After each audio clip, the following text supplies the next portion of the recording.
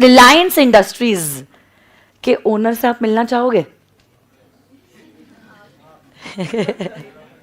चलो, so ladies and gentlemen, please put your hands together for none other than one of the owners of Reliance Industries Limited. जोरदार तालियां से स्वागत कीजिए. नाम तो सुना ही होगा.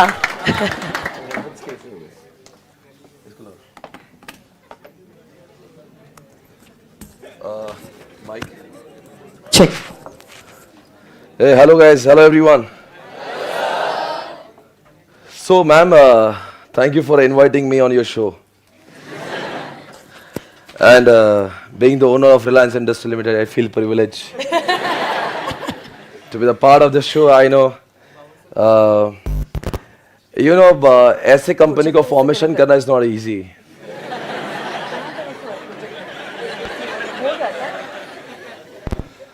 Reliance Industries Limited को बनाने में हमें बहुत समय लगा. We took all the measures to create such kind of big empire. We took all the necessary measures ताकि Reliance इस ऊंचाई पर पहुंचे जिसका मार्केट कैप इस समय 17 लाख करोड़ से भी ज्यादा की कंपनी, हमने इतनी बड़ी कंपनी बनाई है. ये इंडिया की बहुत बहुत शुक्रिया इसके लिए. आप सभी ने जो रिलायंस को इतना प्यार दिया है. मैम ये हंस क्यों रहे? मतलब मैं ओनर हूं यार, इज्जत करो हमारे. नहीं, ये सरकास्टिक मैनर में हंस रहे. अच्छा सर ओनर है, अग्रीड, बट सर क्या मैनेजर है? क्या ओनरशिप और मैनेजमेंट में डिफरेंस होता है? नहीं, मतलब इनको तो पहले संकोच लग रहा है कि मैं ओनर हूं. आप ही बता दीजिए फिर. ओनर है भाई, क्या मुझे प्रूव करना पड़ेगा मैं ओनर हूं? Of course yes. अरे मेरे स्टूडेंट है, लॉ के स्टूडेंट्स है, प्रूफ तो करना ही पड़ेगा. सच में मैं ओनर हूं? ये ऐसे शक भरी निगाहों से क्यों देख रहे हैं? यू थिंक मैं झूठ बोल रहा हूं? हाँ. पर ऐसा सच भी नहीं बोल रहे हो. झूठ नहीं बोल रहे पर सच भी नहीं. आप ओनर कैसे है? ओनर तो मुकेश भाई है. भाई साहब आप नहीं जानते. इधर मैम एक मिनट, आपका लैपटॉप यूज करेंगे. रिलायंस इंडस्ट्री लिमिटेड में जो शेयर होल्डर है ना, ये है मुकेश जी, मुकेश अंबानी का स्टेक इन रील. अगर मैं यहां पे आपके सामने ये बात करेंगे तो लगभग 48% ये मुकेश जी का है, बाकी हमारा है. वापस हंस रहे हैं अंकिता जी. आप अपने स्टूडेंट है, आपके स्टूडेंट हम कुछ बोल रहे नहीं, हमारी भी इज्जत है. हमें 4 लोगों में बेइज्जत किया जा रहा है. आप हंसे यार. हमारी कोई रिस्पेक्ट है 4 लोगों में. हम कह रहे हैं हम ओनर है, आप बोल रहे ओनर नहीं है. अभी भी इनको सच में बता दें हम ओनर है. yes. आज एक काम करते हैं मैम, इनको बता ही देते हैं आई एम द ओनर. एंड मेरे जैसे कई और लोग भी ओनर्स है इस कंपनी के. और आपको यकीन नहीं आता, इसलिए आपको कुछ दिखाना पड़ेगा मुझे. रुकिए, आज अगर आप इजाजत देंगे तो हम अपना पोर्टफोलियो दिखा दें. जी जी, आज खुद को मत रोकिए सर.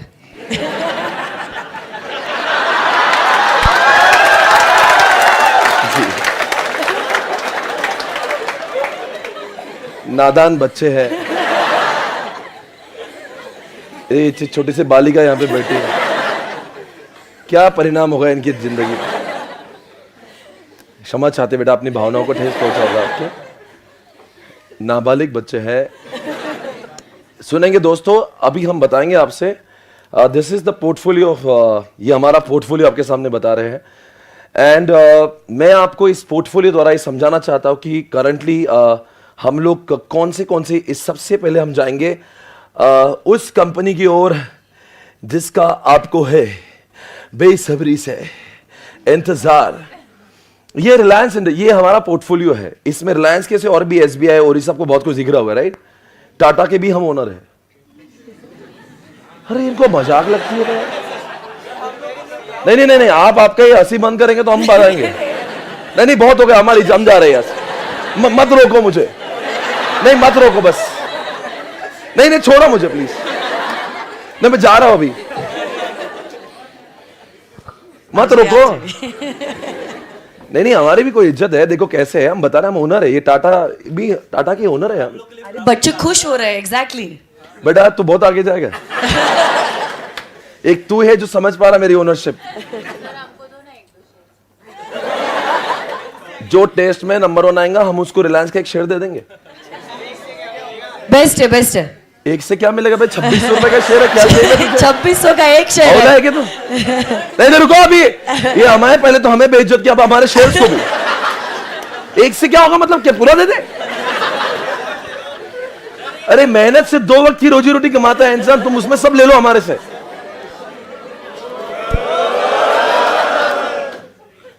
करंट शेयर प्राइस 2600 रुपए के शेयर का तो बोलते, कौन बोला एक शेयर में क्या होगा भाई? यही है वो इंसान, क्या यही है वो इंसान। जिंदगी में 2600 रुपए का शेयर तुझे, उससे खुशी नहीं मिल रही है? वो चिंटी को चाहिए, बात तू कर रहा है। 2600 रुपए का देंगे भाई, कितना और चाहिए जिंदगी में? एक दे देंगे, एक आधा इसको भी दे दो यार, वो लड़की के साथ में। देखिएगा ये आपके सामने इस समय रिलायंस कंपनी के शेयर्स आपके बीच में दोस्तों, इस समय हमारे होल्डिंग है वहां पे, आप देख सकते हैं। ये रिलायंस के शेयर से 25,352 शेयर्स हमने रिलायंस के लिए, अब 51 हो गए बिकॉज एक तो इनको दे दिया। इस समय आपके सामने स्क्रीन पे आप दिख रहा होगा लगभग, जिसका मैथ्स अच्छा पढ़ लो इसको,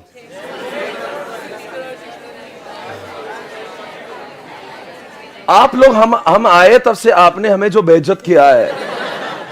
हम कह रहे हम ओनर है रिलायंस इंडस्ट्री लिमिटेड के।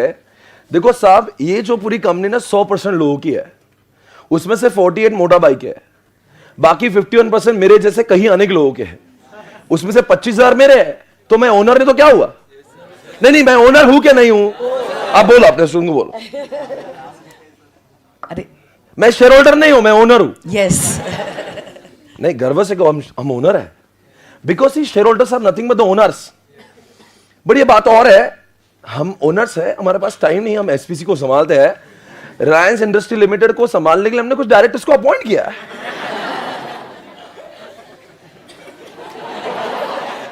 मैडम मेरे पास टाइम नहीं है कि मैं जाके कंपनी को यूज करूं यार वहां पे, आप समझ रहे हो? इसलिए हमने कुछ रिलायंस के लोग, हमने रिलायंस में कुछ लोगों को बोला है कि तुम संभालिए, बिकॉज मैं डे टू डे ऑपरेशंस में I cannot get involved, although I am 6 crore का invested there, I don't have enough time to go there. Bombay भी जाके इतना सारा काम करने का मेरे पास टाइम नहीं है, इसलिए मैंने आपके लिए इट्स रियली ओके आपके सामने बोर्ड ऑफ डायरेक्टर्स को लेकर आए। ये रिलायंस के बोर्ड ऑफ डायरेक्टर्स आपके सामने दोस्तों, ये चेक इट आउट गाइस। ये रही रिलायंस इंडस्ट्री की वेबसाइट आपके सामने है, और आपको ये पूरे लोग जो है रिलायंस इंडस्ट्री लिमिटेड को, इनको सबको मैंने चुना है भैया। 4 दिन बाद हमारी एजीएम और होने वाली है, वो बातें और मैं जाता नहीं वहां पे, पर एजीएम में हमें न्योता मिलता है मेरे शेयर होल्डिंग के, मेरे ईमेल पे मैम मुझे एक सेक्शन नंबर 101 के हिसाब से मुझे नोटिस मिलती है। नहीं आप बच्चों को बोलो नोटिस मिलती कि नहीं मिलती? ये जो एजीएम की नोटिस होती है, ये मिलती है to each and every member. Okay, ये हम लोग लर्न करने वाले हैं, अभी तक वहां पे आए नहीं है। और यही जो मेंबर्स होते हैं, जो ओनर्स होते हैं, वो कंपनी के डायरेक्टर्स को अपॉइंट करते हैं, who look after the। इनको हमने अपॉइंट किया। हाँ हमने, हर साल की एजीएम होती है, हमसे पूछा जाता है डायरेक्टर अपॉइंट होते हैं। अभी आप देख लीजिए, ये जो नीता जी हमने अपॉइंट किए, ये हितल मेसवानी, निखिल मेसवानी, ये सब all the directors are appointed by the shareholders, and I am one of the shareholders, because हमारा नाम लिखा उनके शेयर होल्डर की लिस्ट में। मैं यानी कि मेरे जैसे, क्योंकि उनके नंबर ऑफ शेयर होल्डर्स बहुत ज्यादा है। I am the owner, I am the part owner, there are millions of people like me who are becoming the owner of Reliance. उसमें मोटा भाई का स्टेक सबसे ज्यादा है, because he was the founder, like इनके पापा फाउंडर थे, तो he has kept 48% for them and then rest 15% is given to public like us. तो इस समय वैसे बात तो देखो, अब सर ये जो पोर्टफोलियो आपका ही काय पे से है, ये भी अच्छा सवाल है सर। आप हो सकता है आप किसका भी पोर्टफोलियो बता रहे होंगे। देखो यहाँ पे स्वप्निल पाटनी ग्लासेस लिखा हुआ है, ये हमारा पोर्टफोलियो है, और पोर्टफोलियो ज्यादा नहीं है, थोड़ा सा ही आप देख सकते हैं।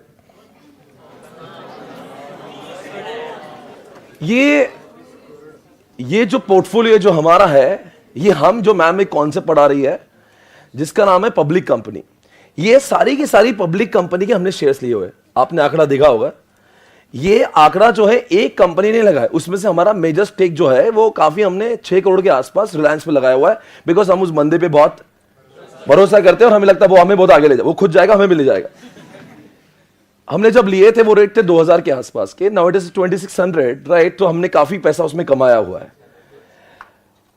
जैसे कि ये सारी कंपनी जो मैम जिसके बारे में अशोक लेलैंड आप जानते हो, टायर का कंपनी है, ये अशोक लेलैंड जो है आप जानते हैं कि इसके ऑटोमोबाइल का कंपनी है, ट्रक से इसकी आप जानते, ये सब जो है दोस्तों, एशियन पेंट है, औरोबिंदो है, एक्सिस, बजाज, ये सारी की सारी जो कंपनी ब्रिटानिया है, इन सबके हम ओनर है। ओनर यानी कि एक भी अगर मेरे पास शेयर होता ना, एक भी, तो I become the owner, but I am the part owner. Getting me? The way ma'am said, ma'am आप कुछ बोल रहे थे मैनेजमेंट ओनर्स के बारे में, आई एम व्हाट? एक काम करते ना, बच्चों को ही पूछ लेती हूँ, सर क्या है, ओनर है या मैनेजर है? And is ownership separated from management? Manage कौन कर रहा है? यस, कहां पे गया? हाँ, ये वो डायरेक्टर्स है जो इस कंपनी को मैनेज कर रहे हैं। तो डे टू डे अफेयर्स में कौन इन्वॉल्व है, मुकेश जी या Swapnil sir? I am not involve. Day to day management made board of directors. उनका जो हेड ऑफिस है वो बॉम्बे में है, वहां पे नरीमन पॉइंट पे इनका ऑफिस है, और आपकी कसम मैं आज तक वहां पे एक बार भी नहीं गया क्योंकि मेरे पास टाइम ही नहीं है। और हमारे जैसे बहुत सारे शेयरहोल्डर शेयर्स तो लेके रख जाते थे, बिकम द ओनर, क्या फर्क पड़ता, कौन जाएगा इतनी सारी कंपनी में? अगर हर मुझे इनके एजीएम अटेंड करना है, एक काम करो, एसपी से तुम चला लो, मैं अपना धंधा संभालूंगा, इनके एजीएम करूंगा। ये सारी कंपनी का कौन एजीएम अटेंड करेगा भाई? हमें हमें देखो, हीरो मुंडा का है, आईसीआईसीआई बैंक का है, ये सब, ये देखो कौन से है, आप देख सकते हो इन्फोसिस के। ये हमारे पास इन्फोसिस पे भी हमारे नारायण मूर्ति पर काफी यकीन है, तो हमने नारायण मूर्ति को भी, उनके लिए भी हमने काफी शेयर्स खरीदे थे, लगभग 1.5 करोड़ के ऊपर का शेयर्स है। ये इसलिए जानना जरूरी है, आज हमें इसके लिए बुलाया गया। मैम ने, ये मैम का पूरा कॉन्सेप्ट था, आइडिया था कि आप इस तरह से एंट्री करेंगे and all that, but the concept, you know what, the point is you have to understand this thing practically. इसका मजा अलग है, अब जीवन में आपको कभी भूलोगे नहीं यहाँ पे, because it will be registered in mind. यार अच्छा, ओनर अलग था, ये आया था, एक हौला आदमी आया था स्टेज पे, और ये लोग मैनेजमेंट में है, इसके एग्जीक्यूटिव डायरेक्टर से, ये मेसवानी सब जो दिख रहा है, ये इसके एग्जीक्यूटिव डायरेक्टर्स है। Then to the management, I am to the ownership, everybody, hey guys come on. और आई थिंक ये सारी जो चीजें जब आप देखते हो ना, इसको याद करने की जरूरत नहीं पड़ती, ये दिमाग में रजिस्टर हो जाता है। Hey guys come on, have you all understood what is the concept of public company? एक सवाल में हमने, अगर आप इजाजत पूछे, रिलायंस जैसे कंपनीज ने, एशियन पेंट जैसे कंपनी ने, इन्फोसिस ने, टीसीएस ने, इन सब ने मिला के, बजाज ने, आखिर पब्लिक कंपनी बनाए क्यों है? नहीं, why they have to make public company? काम करो ना यार, अपना प्राइवेट कंपनी रहने दो, क्या दिक्कत है?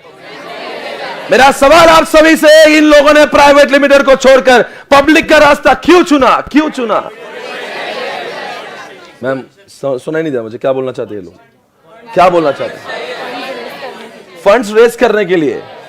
और सबसे पहली बात, प्राइवेट लिमिटेड का मैक्सिमम शेयर होल्डरशिप कितना है मैम? आप बोलो। Know the answer.